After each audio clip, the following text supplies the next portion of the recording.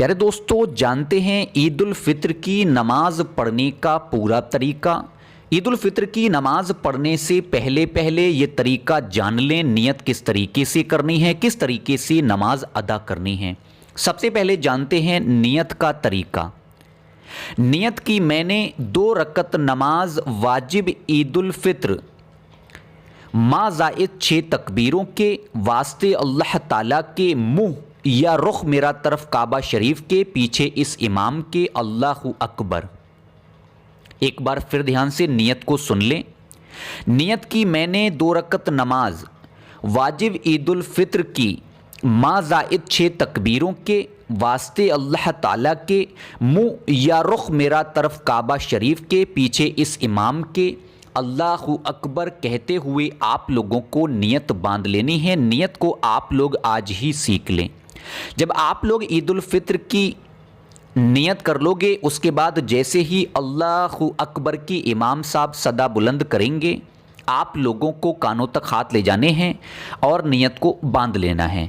नियत बांधने के बाद आप लोग सबसे पहले सना यानी सुबहाना पढ़ेंगे। जैसे ही आप लोग सना यानी सुबहाना पढ़ लोगे, पहली तकबीर होगी अल्लाहु अकबर।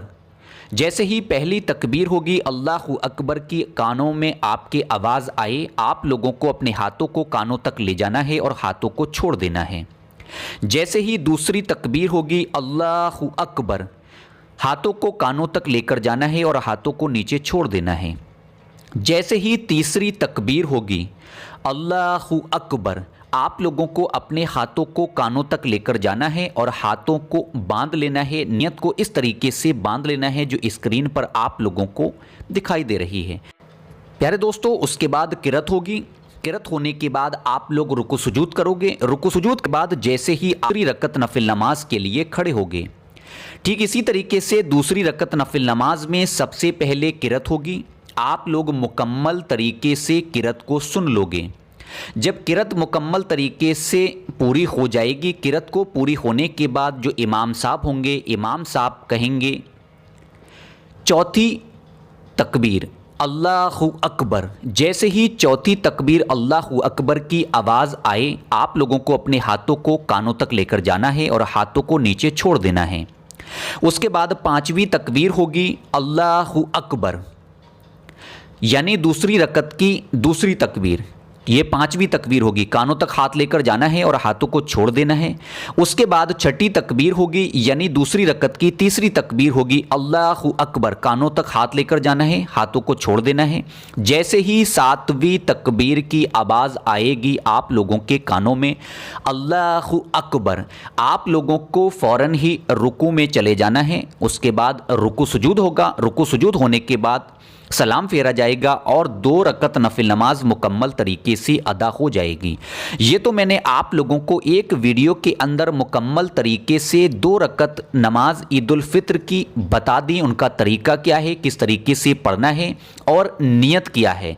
एक बार आप लोग नियत फिर ध्यान से सुन लें, क्योंकि नियत आप लोग आज ही अभी इस वीडियो को देखने के बाद याद कर लें। नियत की मैंने 2 रकत नमाज वाजिब ईद उल फित्र की 7 माँ ज़ायद 6 तकबीरों के वास्ते अल्लाह ताला के मुँह या रुख मेरा तरफ काबा शरीफ के पीछे इस इमाम के अल्लाहु अकबर।